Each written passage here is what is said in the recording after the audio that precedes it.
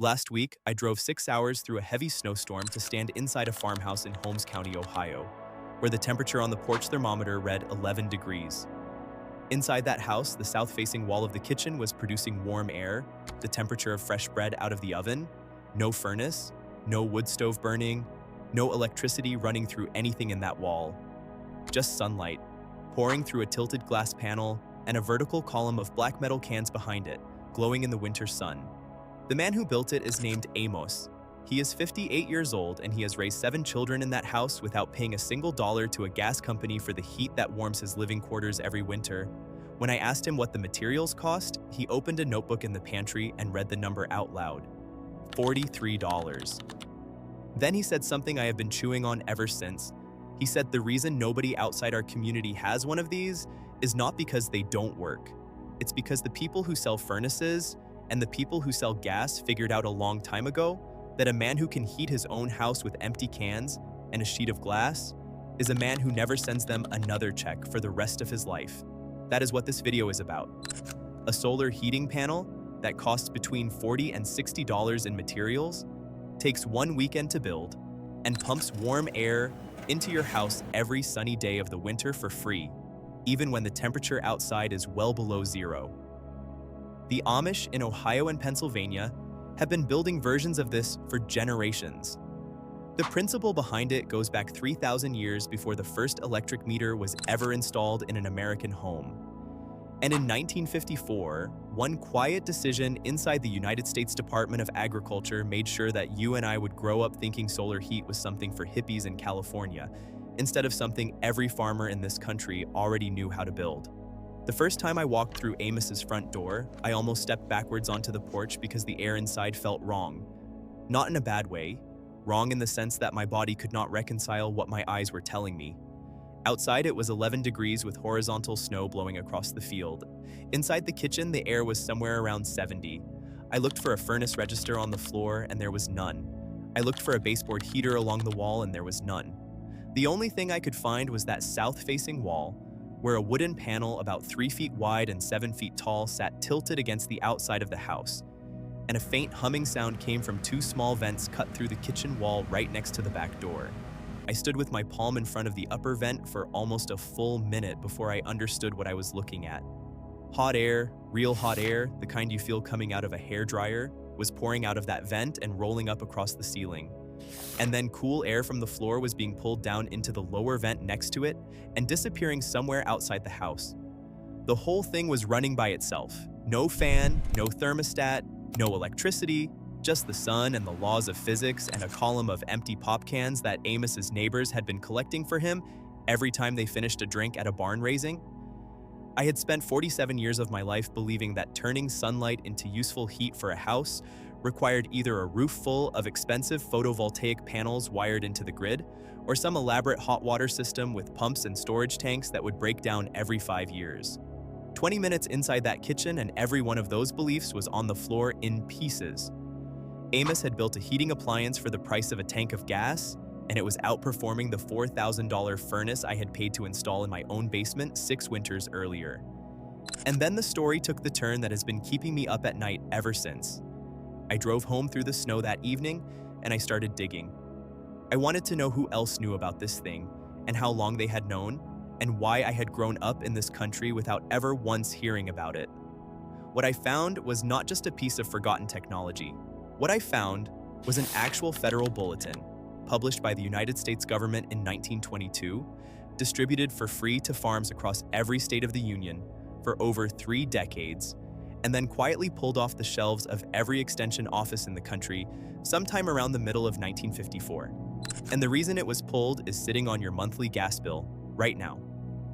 Before I walk you through how the system works and exactly how you can build one yourself this weekend, I have to spend a minute on the thing in your basement right now. Because until you see clearly how badly your current heating setup is robbing you, the rest of this video is not going to land the way it should. The average American household burns somewhere between $800 and $1,600 of natural gas every winter, and that is on the lower end. In the colder states, the number climbs past 2,000. Electric resistance heat runs even higher. And the worst part is not the price. The worst part is that 95% of the cost is going into heating that happens at the wrong time of day. Your furnace fires up the hardest at night when you are asleep and not even using the warmth, and it sits idle during the brightest part of the day when free solar energy is pouring down onto your south wall at a rate of 300 watts per square meter. That is the same energy density as a small space heater, hitting your wall every single sunny hour, completely unused. Your wall absorbs some of that energy, but most of it reflects back into the atmosphere because your wall is painted a light color. And the small amount that does get absorbed mostly conducts inward through 10 inches of insulation specifically designed to stop heat transfer. So you have built a house that rejects free heat for 10 hours a day and then pays for purchased heat the other 14. That is not a heating system, that is a wallet drain with thermostats on it. Now picture yourself standing in your living room on a sunny February afternoon. The sun is blazing down at 28 degrees outside. Your south wall is taking that solar energy and bouncing most of it back out into space. Your furnace, sitting in the basement, is cycling on every 20 minutes to keep your thermostat happy. The gas meter outside is spinning. You are paying for heat at the exact same moment that more than enough free heat is hitting the outside of your house to warm every room you own. And you have been told your whole life that this is just how heating a home works. It is not. It is what wasting sunlight looks like. Here is how their system works, and I want you to follow this carefully because once you see it, you cannot unsee it.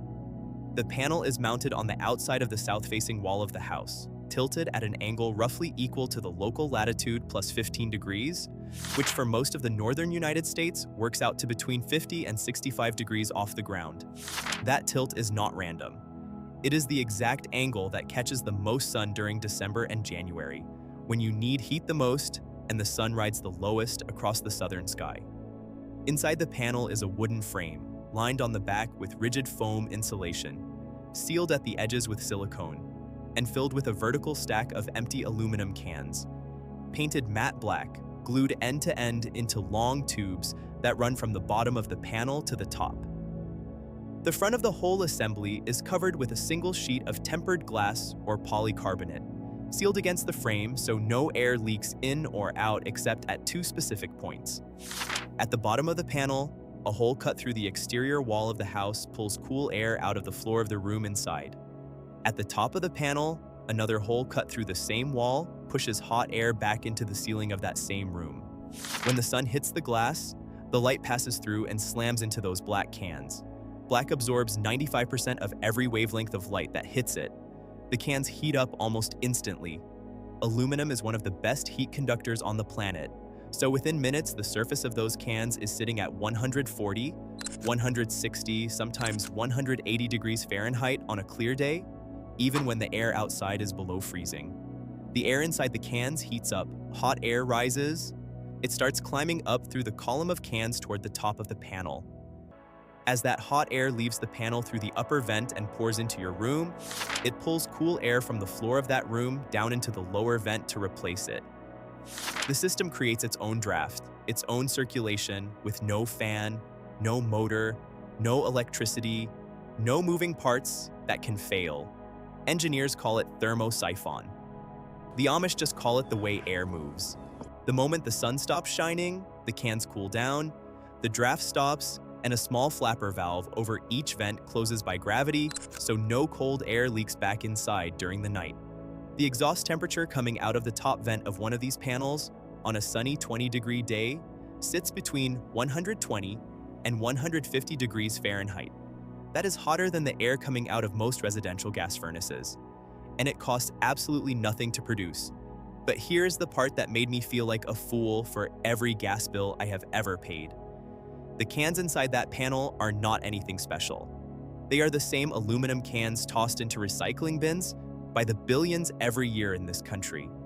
Amish collects them from his community over a few weeks, 80 cans for a small panel, 200 for a panel big enough to heat his entire kitchen and parlor.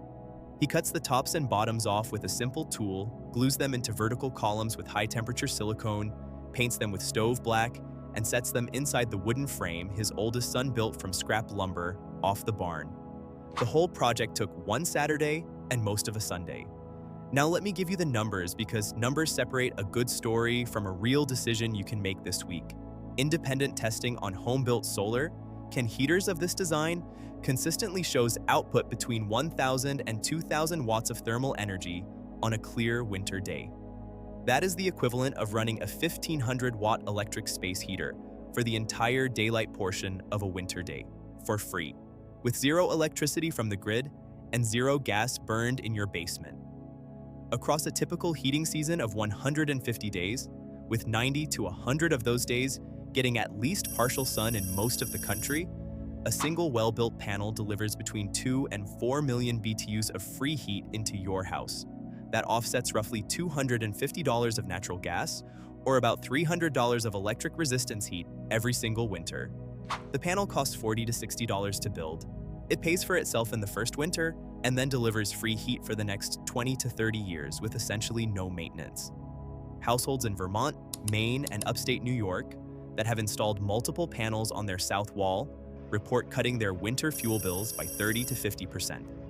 One homesteader in northern Wisconsin documented his bills before and after he built 3 panels on the south side of his farmhouse, and his propane consumption dropped from 900 gallons a winter to 420. At $3 a gallon, that is $1,440 saved every winter, year after year, from a project that cost under $200 in materials. Let those numbers sit next to each other for a minute. $200 one time. $1,400 saved every winter for as long as he owns the house. So why has nobody told you about this? Why is there no aisle at the hardware store with a sign that says solar heating panels? Why does no general contractor mention it when you call them about your furnace? Why is it not in the building code as an option, the way it is in parts of Germany and Switzerland and Austria? This is the part where the story gets dark, and I think it should make you angry. The technology is not new, it is not experimental, it is not even modern. The basic principle that black surfaces absorb sunlight and heat the air around them was understood and used by the ancient Egyptians 3,500 years before Christ.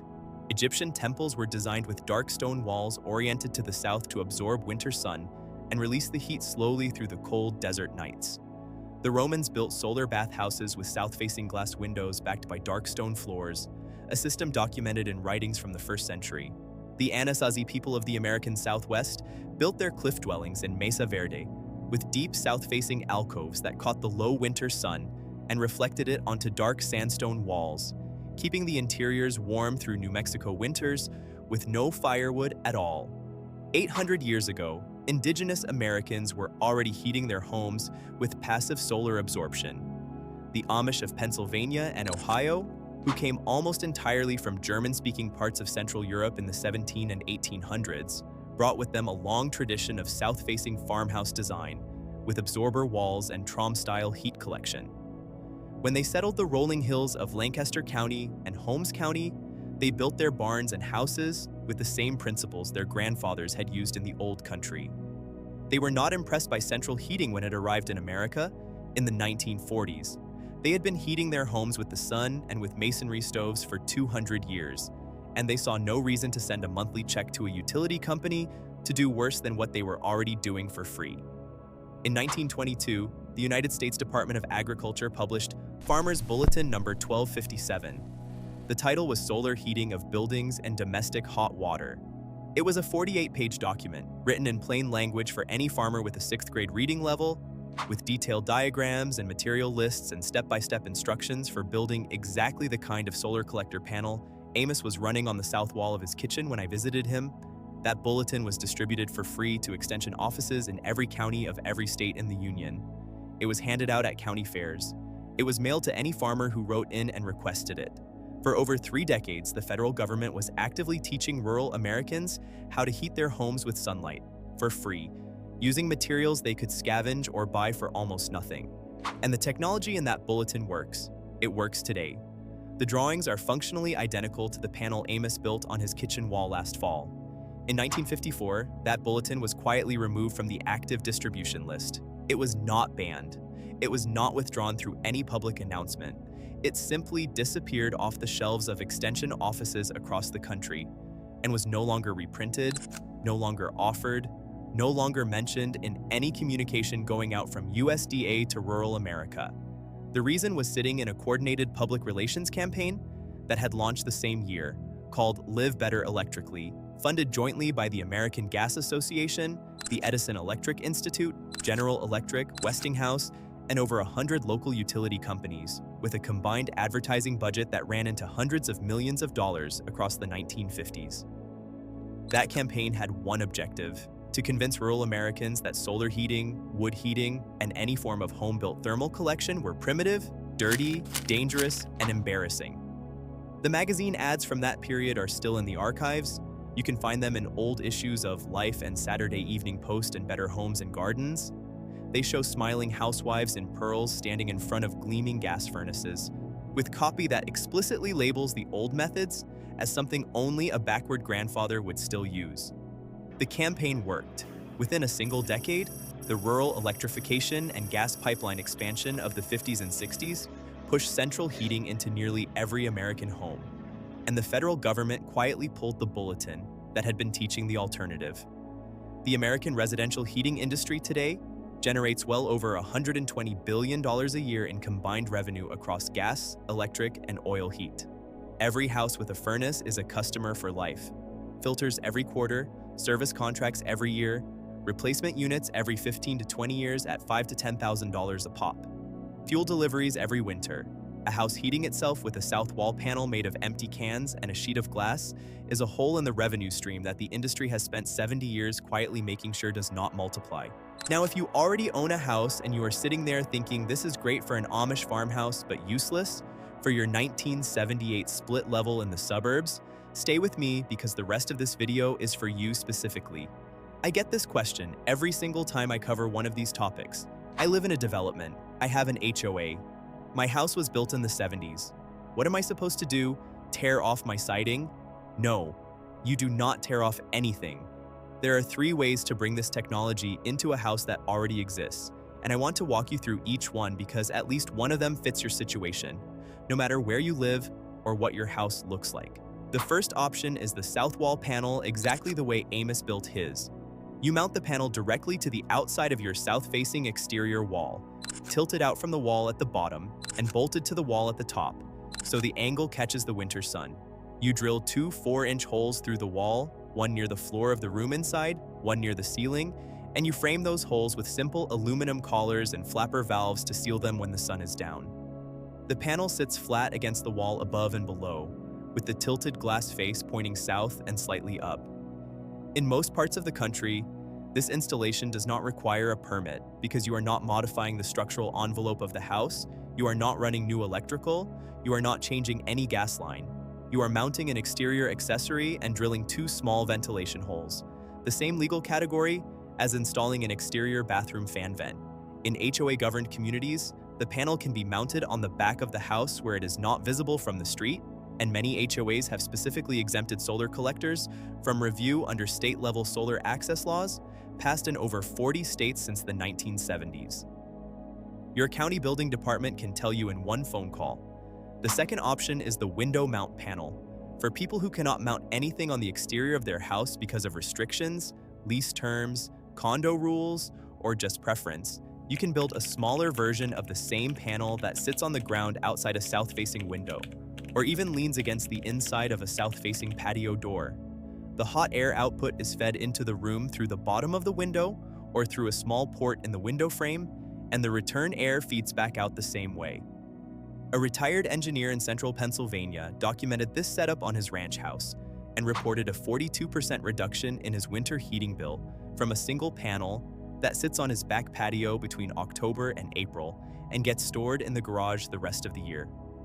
The third option, and this is the one most people end up choosing, is building a larger panel and mounting it on the south slope of your roof or on a freestanding frame in your backyard, then running insulated ductwork from the panel into the basement or crawl space, where the hot air gets dumped into your existing return air plenum just upstream of your furnace. Your furnace fan, which has to run anyway every time the system circulates air, distributes that free hot air throughout the entire house via your existing duct network. This setup integrates the panel into your existing HVAC, requires no modification to the furnace itself, and lets a single large panel reduce the heating load on every room in the house simultaneously. Now, the last piece, The detail I found buried in an addendum to that 1922 USDA bulletin that almost nobody talks about, that the modern internet videos on this subject have completely missed. Most people who build a solar can heater, paint the cans flat black and call it done. That works. It works well. But what the original bulletin showed, and what the Amish builders in Ohio still do to this day, is that the geometry of how the cans are arranged inside the panel matters more than the material the cans are made of. Most modern DIY builds line the cans up in straight vertical columns, parallel to each other, with air flowing straight up through each column from the bottom intake to the top exhaust. Functional. But the bulletin specified a slightly different arrangement, where the columns of cans are offset from each other by half a can width, creating a staggered pattern that forces the rising hot air to weave back and forth horizontally between the columns as it climbs. That zigzag path triples the contact time between heated aluminum and moving air. The exit temperature climbs from around 120 degrees to nearly 180 degrees from the same panel size, same number of cans, same square footage of glass. The difference is not a small improvement. It is the difference between a panel that adds a noticeable warmth to one room and a panel that genuinely offsets your entire furnace runtime during daylight hours. And the modification costs nothing. $0 additional dollars in materials. Same cans, same glass, same wooden frame. You just stagger the columns instead of lining them up straight. The extra labor is maybe an hour over the course of a weekend build. That is the kind of detail that separates a system somebody slapped together after watching a 15-minute video from a system that actually heats a house through a January day at no cost. And it is the kind of detail that disappeared from public knowledge when that bulletin disappeared from the shelves in 1954. The Amish builders never lost it because they never relied on the bulletin in the first place. They learned the staggered column pattern from their grandfathers, who learned it from their grandfathers, who built absorber walls that way in Germany 300 years ago before any of them ever set foot in America. Amos, the man in Holmes County, already knew about the offset column pattern. I asked him directly. He looked at me like the question was strange, and he said his father had shown him when he was 12 years old. His father had learned it from his own father. The bulletin from 1922 had simply documented what the Amish had been doing all along. And then the bulletin was buried, and the rest of America forgot, and the Amish kept building. That is the part I cannot stop turning over in my head. This knowledge never went away. It survived the rural electrification push of the 1930s. It survived the post-war gas pipeline expansion. It survived the Live Better electrically campaign. It survived the abandonment of solar research in the 1980s when the federal solar tax credit was allowed to expire. It survived because a handful of communities, the Amish, the homesteaders in Vermont and Montana and northern Wisconsin, the Back to the Land builders in Oregon, simply refused to let it die.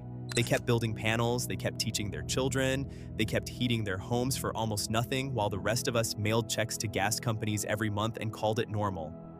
It was never normal. It was a choice that someone else made for us, and it was an extraordinarily profitable choice for the people who made it. The technology in that 1922 bulletin works in 2026 exactly as well as it worked in 1922. The sun has not gotten any weaker. Aluminum cans have not gotten any less reflective when painted black. Glass has not lost any of its transparency to visible light. The laws of thermodynamics have not been repealed by the gas industry, no matter how many ad campaigns they have funded. The only thing that has changed in the last 70 years is that an entire generation of Americans grew up without ever being told that this option existed. You do not need a south-facing acre. You do not need a permit in most jurisdictions. You do not need a licensed contractor with a van full of equipment. You need one free weekend, $43 in materials, 80 empty aluminum cans, a sheet of tempered glass from the local hardware store, a can of high-temperature black paint, a wooden frame your teenager can help you assemble from scrap lumber, and a decision that from this day forward, you are done paying somebody else for something the sun gives away for free every clear winter day. 80 cans, one sheet of glass, a south-facing wall, and the willingness to do something that your great-grandfather, if he was born before 1954, would have known about as common knowledge. Every house in this country running a furnace through a sunny February afternoon is a house that forgot something it once knew. This video is how the remembering starts. Drop your state in the comments and tell me what you are paying this winter for heat, and what direction your south wall faces, and how many sunny days you get between Thanksgiving and the end of March. I want to build a map of where this system would deliver the biggest savings, region by region, climate zone by climate zone, so the next person who finds this video can see exactly what the numbers would look like for their own house on their own street. If your father or your grandfather ever built anything that caught the sun and turned it into heat, anything at all, I want to hear about it in the comments. Even if you only remember it vaguely, even if you have not thought about it in 40 years, that knowledge did not vanish from the world, it just got quiet. It went underground. It stayed alive in a few farmhouses in Lancaster County and Holmes County and the foothills of the Smoky Mountains, while the rest of the country was being sold on something more expensive and less reliable, and it is sitting there right now, waiting for the rest of us to pick it back up. If you believe that genuine, working, ordinary knowledge has been quietly pushed off to one side to protect somebody else's quarterly earnings, you already know what to do next. Hit subscribe. Share this video with somebody who has been paying too much to heat their house for too many years. And go look at your south-facing wall this weekend with new eyes, because there is a $43 heating appliance hiding in plain sight on every aluminum can that gets thrown into a recycling bin in this country, and the Amish have been telling us for 200 years that we already have everything we need. We just have to remember.